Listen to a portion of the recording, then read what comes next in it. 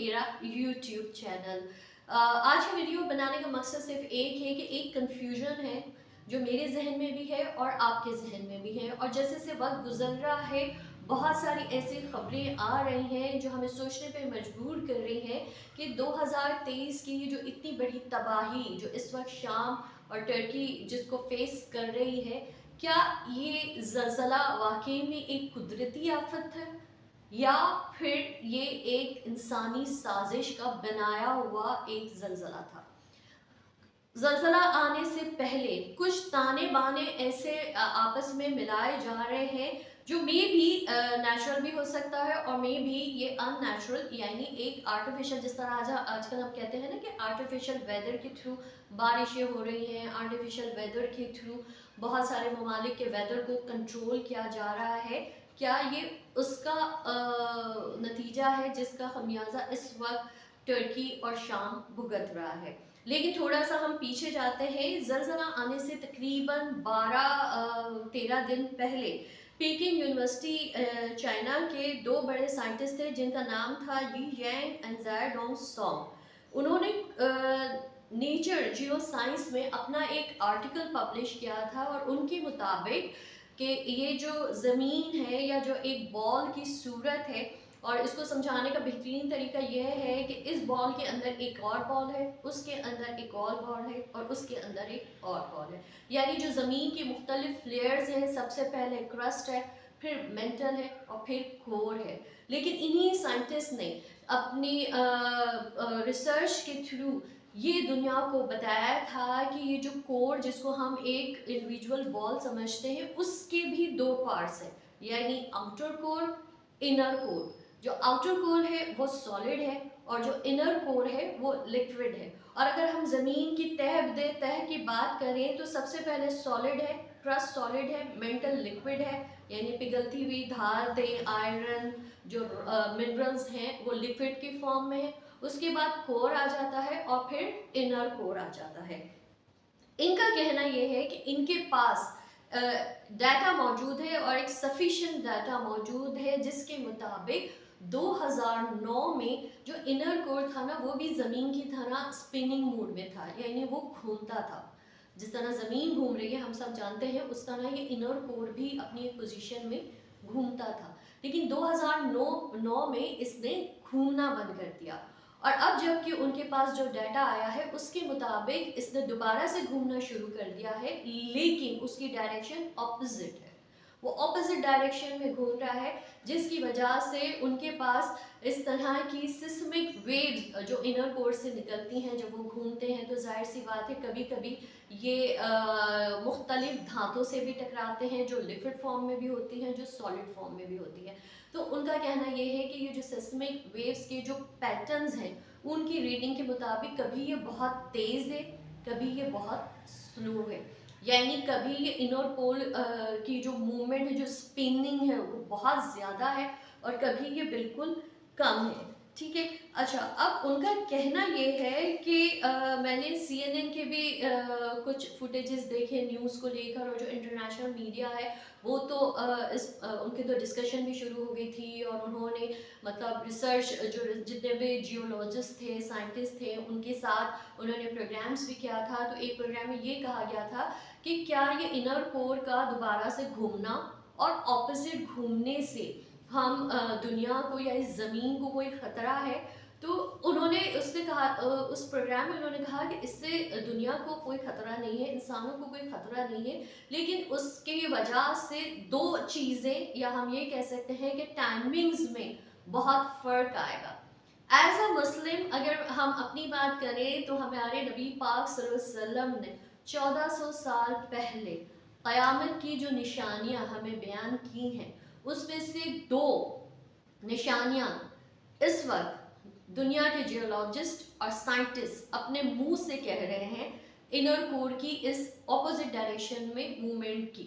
सबसे पहले उन्होंने ये कहा कि इससे ये होगा कि दिन और रात में तब्दीली आएगी, दिन छोटे हो जाएंगे और रातें लंबी हो जाएंगी। समझ रहे हैं आप मेरी बात? ये क़यामत की निशानी में से एक निशानी हमें बयान की गई है। और दूसरी ये जो सबसे इम्पोर्टेंट थी, जो बचपन में हम लोग भी जब सुनते थे तो हमें बड़ा होता था कि अच्छा, और हम वेट करते थे ना कि ये कब और किस तरह अगर होगा तो कैसे होगा। सूरज मगरिब से तुलू होगा और मशरिक में गुरूब होगा।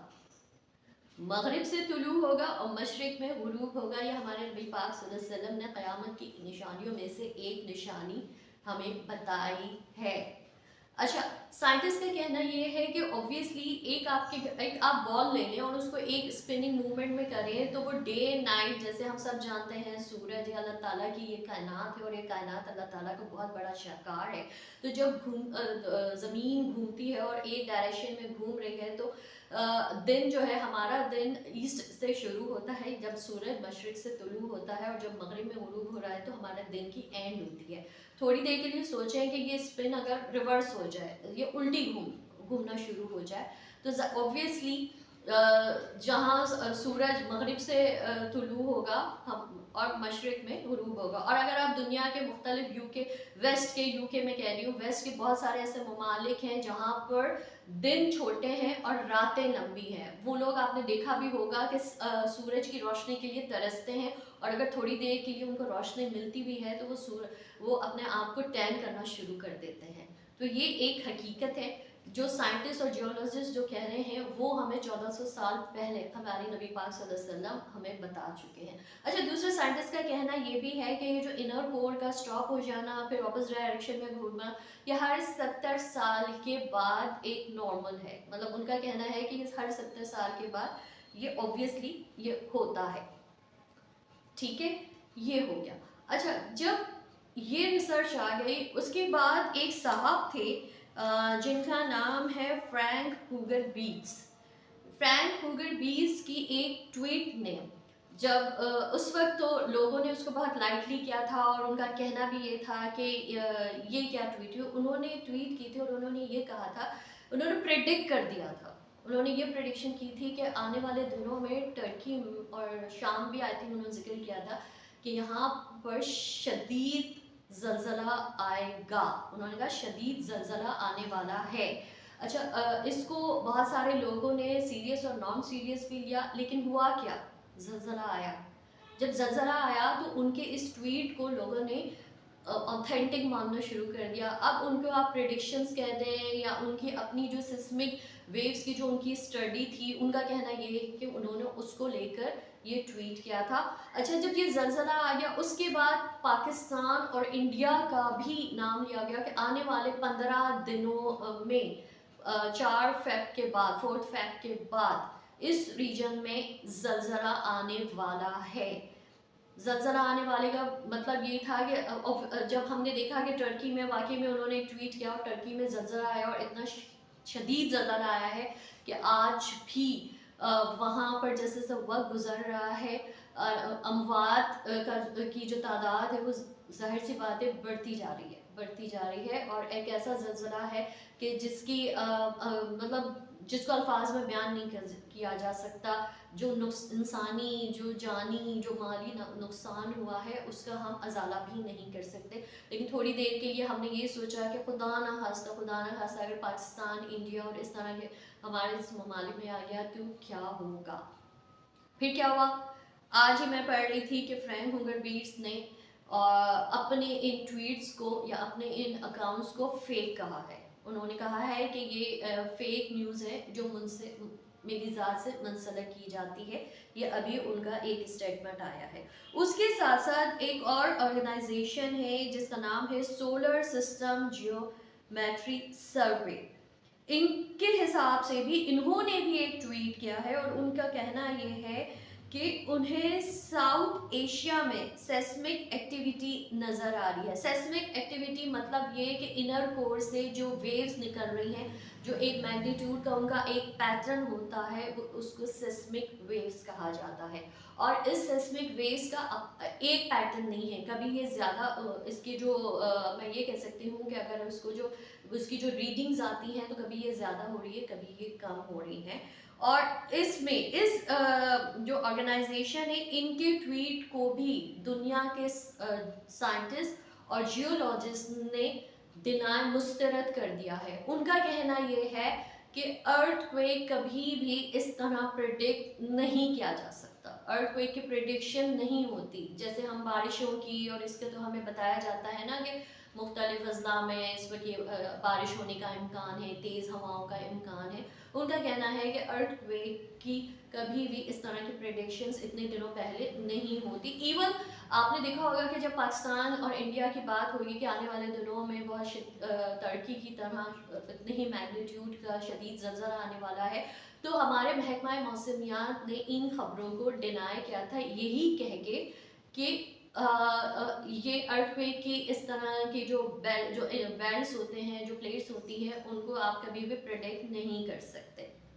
ये तो हो गया एक हिस्सा जो एक मतलब हमारे सामने है, स्टेटमेंट के तौर पे कह दें, बुलेटिन न्यूज़ के तौर पे कह दें, या फिर सोशल मीडिया सार्फिन जो इस बहस का एक हिस्सा बने हुए हैं वो। ठीक है, ये एक पार्ट हो गया। अब आ जाते हैं दूसरे उस पार्ट पर जिसको साजिश का नाम दिया गया है। आपको याद होगा कि जब कोविड भी आया था तो पहले पहले तो यही हमें लग रहा था कि ये एक वायरस है, एक नेचुरल वायरस है, जैसे कुदरती कोई वायरस है जिसने इंसानी जानों को अपने लपेट में लिया हुआ है और बहुत तेज़ी से इंसानी जानें पर हमला करके मतलब वो ख़त्म हो रही हैं। लेकिन जैसे जैसे वक्त गुजर गया, जैसे जैसे लोगों ने वैक्सीन्स पर काम तो किया, लेकिन वो थोड़ा सा इन्वेस्टिगेशन और इन्वेस्टिगेट करने में लग गए कि आखिर ये वायरस है क्या। तो आपने भी देखा होगा कंक्लूजन इसका यही आया था कि ये एक नेचुरल वायरस नहीं है, ये इंसान का बनाया हुआ एक वायरस है। ये इंसान ने बनाया है और इसको बड़े टाइमिंग के साथ और बड़ी एक साजिश के तहत पूरी दुनिया में इस वैक्सीन को स्प्रेड किया गया। ठीक है, अब आ जाते हैं इस जल्जले को लेकर। अभी कुछ दिनों में सोशल मीडिया पर बहुत ही गर्मा गर्मी हो रही है हार्ट को लेकर। अच्छा, ये हार्ट आखिर है क्या? ये मैंने पूरा एक रीड आउट करके मैं आपको बताती हूँ कि तुर्की, जैसे आप तुर्किया कहा जाता है, तुर्किया में आने वाला ज़लज़ला बेसिकली रिलेट किया जा रहा है अमरीकी खुफिया एजेंसी हार्ट को लेकर, और कहा जा रहा है कि ये ज़लज़ला कुदरती आफत नहीं था बल्कि ये ज़लज़ला बनाया गया है और ये हार्ट का नतीजा है। सोशल मीडिया में ये भी कहा जा रहा है कि 3 हफ्ते पहले फैटो के सरकान कारगिब ने, अगर मैं इसको सही प्रोनाउंस कर रही हूँ, उन्होंने कहा था कि 7.4 शिद्दत का ज़लज़ला आएगा।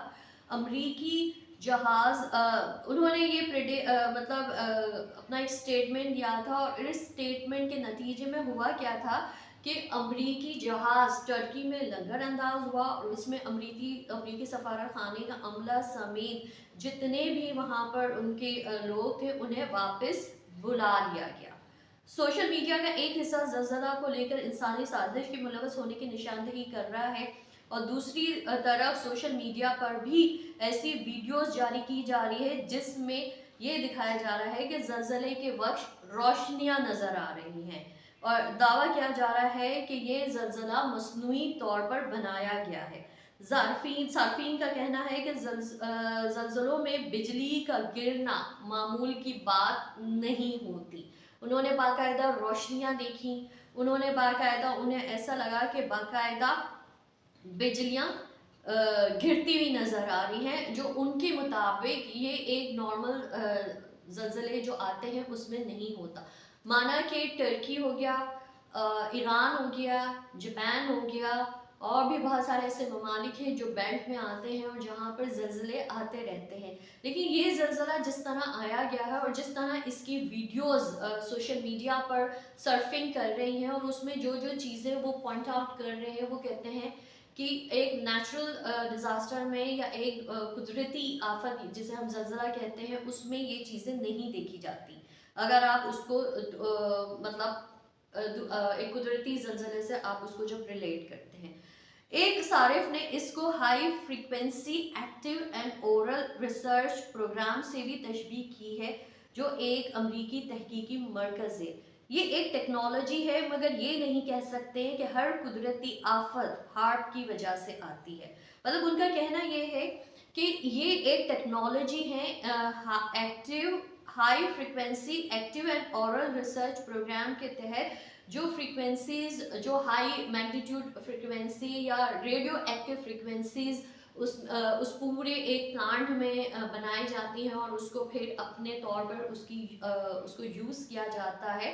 मतलब इसको हम डिटेल में तो पूरा हम नहीं बयान कर सकते क्योंकि मैं साइंटिस्ट तो हूँ नहीं, लेकिन वो कह सकते हैं कि इसके ज़रिए हम दुनिया के वेदर को अपसाइड डाउन कर सकते हैं। मुझे अच्छी तरह याद है कि जब पिछले साल पाकिस्तान में सैलाब भी आया था तो उसको भी हमने एक कुदरती आफत के तौर पर देखा था, लेकिन कुछ अरसे बाद इस तरह की न्यूज़ आई थी, मतलब इवन हमारे मीडिया से नहीं बल्कि वेस्ट के मीडिया से, और वहाँ पर बाकायदा ये मतलब ये पब्लिश हुआ था और मैंने ये अपने फेसबुक अकाउंट और व्हाट्सएप में भी वो वीडियो शेयर भी की थी और उसमें पूरे एविडेंस के साथ ये कहा गया था कि पाकिस्तान में ये सैलाब कुदरती आफत नहीं बल्कि ये सैलाब लाया गया है। डॉक्टर अताउर रहमान हमारे मुल्क का फ़ख्र है, पाकिस्तान का फ़ख्र है, और आज ही मैंने न्यूज़ पढ़ा कि उनकी साइंटिफिक वॉल में उनकी पिक्चर लगाई गई है। उन्होंने 2012 और 2013 में अगेन मेरे ही मेट्रो वन न्यूज़ टीवी के एक लाइव प्रोग्राम में हम उनके साथ मुझे अच्छी तरह याद है वो प्रोग्राम हम कर रहे थे।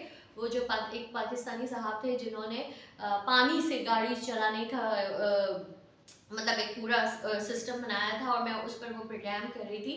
लेकिन जब ब्रेक आई थी तो हम डॉक्टर साहब से, मैं जाहिर सी बात है उनसे तो जितनी नॉलेज ली जाए उतनी कम है, तो हम पता नहीं क्यों कोई बात हुई थी तो उन्होंने ये कहा था कि आने वाली दिनों में आप देखिएगा कि वेपन वॉर नहीं होगी, हथियार बॉम्ब्स ये तो आपने देखा होगा कि बहुत कोशिशें होंगी, लेकिन अब जो वॉर होगी वो वेदर वॉर होगी। मतलब उन्होंने यही कहा था अब वेदर के थ्रू किसी भी मुल्क को अगर तबाह करना होगा तो वो वेदर के थ्रू किया जाएगा। और ऑब्वियसली बात है अगर आप किसी मुल्क के वेदर को डिस्टर्ब कर दें, यानी जब बारिशों का सीज़न हो उस वक्त कहत साली हो और जब बारिशें हमें नहीं चाहिए होती उससे इतनी बारिशें हो जाएं तो वो उस मुल्क की, जैसे कि हमने खुद देखा कि हमारी फसलें तबाह हो गई, किसान परेशान हो गए, सब कुछ ख़त्म हो गया। तो ये वो चीज़ मतलब हालिया ये वाक़यात हैं जिसे हम डिनाई नहीं कर सकते और अब वाक़ई में यही हो रहा है और हार्ट को सब टारगेट कर रहे हैं। इवन एक ज़माना था कि हार्ट के कहा ये जा रहा है कि ये 1915 में शुरू किया गया था। ये एक तहकीकाती मंसूबे के तहत इसकी इब्तिदा हुई थी और इसका मकसद था रेडियो कम्युनिकेशन एंड टेक्नोलॉजी को बढ़ाना है। सार्फिन का कहना है कि हार्ट मौसमी सिस्टम में हेर फेर करने की सलाहियत रखती है। ये खुफिया एजेंसी है, अमेरिका की बनाई हुई है। अच्छा, टर्की क्यों? तो उसका ताना बाना इससे रिलेट कर रहे हैं कि जब रशिया और यूक्रेन की आपस में जो वॉर चल रही थी तो उस वक्त अमेरिका ने टर्की को अदम ताउन के तौर पर एक संगीन धमकी दी थी और संगीन नतीजे का सामना करने की धमकी दी थी। तो ये बहुत सारे ऐसे ताने बाने हैं जो जुड़ रहे हैं आपस में। वल्लाह आलम हकीकत क्या है क्या नहीं है ये हम तो मैं नहीं कह सकती, लेकिन ये कुछ चीज़ें हैं जिससे कड़ी से कड़ी जब मिल रही है तो ऐसा लगता है कि क्या ये उम्मा के ख़िलाफ़ या क्या ये उन ममालिक के ख़िलाफ़ साजिश की जा रही है, उन्हें संगीन नताइज भुगतने की धमकी के तौर पर, उसके बाद उनके साथ उनका ये अंजाम किया जाएगा। इससे मैं यही कह सकती हूँ कि अल्लाह बचाए, क्योंकि आपने देखा होगा कि जब पहले टर्की को जब ये कहा गया, प्रेडिक्ट हुआ कि आने वाले दिनों में टर्की पर, अच्छा ये देखिए ना कि ये टाइमिंग्स क्या हैं, ये टाइमिंग्स कितनी वो है। सबसे पहले रशिया यूक्रेन की धमकी, उसमें अदम ताउन पर टर्की को धमकी, देन एक ट्वीट आता है, प्रिडिक्शन होती है कि आने वाले दिनों में टर्की और शाम में शदीद किस्म का ज़लज़ला आने वाला है और इसकी प्रिडिक्शन भी एक इंसान कर रहा है। ठीक है, जो जियोलॉजिस्ट हैं, जो दुनिया के रिनॉन साइंटिस्ट हैं, उनका कहना है कि अर्थक्वेक की कोई प्री प्रिडिक्शन हो ही नहीं सकती। अर्थक्वेक की कोई प्री प्रिडिक्शन हो ही नहीं सकती। उसके बाद नाम लिया गया पाकिस्तान और इंडिया का, लेकिन कल परसों मैं देख रही हूँ अब नाम लिया जा रहा है पाकिस्तान एंड अफगानिस्तान का। तो क्या हमारा मुल्क इस वक्त ख़तरे में है?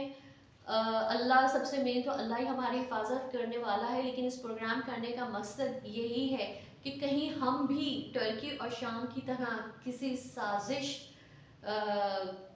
का हिस्सा तो नहीं बनने वाले। क्या हमारे मुल्क और जितने ऐसे इस्लामी मुल्क हैं जिसमें अफगानिस्तान भी आता है, ईरान भी आता है, और जिनके खिलाफ एक अरसे से बहुत साजिशें हुई हैं, हमारे पाकिस्तानियों ने, मुसलमानों ने बहुत कुर्बानियाँ दी हैं, लेकिन क्या आज भी हम किसी साजिश का हिस्सा बनने जा रहे हैं, या ये एक नॉर्मल एक कुदरती आफत है? इसका जवाब आपने देना है मुझे कमेंट्स के तौर पे। प्रोग्राम चैनल सब्सक्राइब करना मत भूलिएगा। अगर वीडियो अच्छी लगी होगी और आपको लगता है कि इस तरह के ये जो आज मैंने ये वीडियो क्या है, जो मेरे अपने जहन में बहुत सारे सवालात हैं जो इस वक्त गर्दिश कर रहे हैं लेकिन मुझे जवाब नहीं मिल रहे, तो काइंडली दुआ कीजिए कि एक तो ये अगर ये कोई साजिश है तो अल्लाह रब्बुल इज़्ज़त हम सब को, पूरी उम्मा को और उन तमाम बेगुनाह लोगों को जिनका कोई कसूर नहीं, जिन्हें पता ही नहीं है कि उनके साथ क्या हो रहा है, और उन ममालिक को भी जो अपने तौर पर ये जो सुपर पावर्स हैं उनके ग़ुलाम बने हुए हैं, और अब अगर उस ग़ुलामी से निजात चाहते हैं तो कहीं उनको ये नतीजे की संगीन धमकियाँ मिल रही हैं या संगीन धमकियाँ दी जा रही हैं, जिसको बाद में कुदरती आफत का नाम दिया जाएगा। अल्लाह मेरा और आपका निगहबान रहे और हम सबको अपनी हिफ्ज़ व अमान में रखे। इजाज़त दीजिए, अल्लाह हाफ़िज़।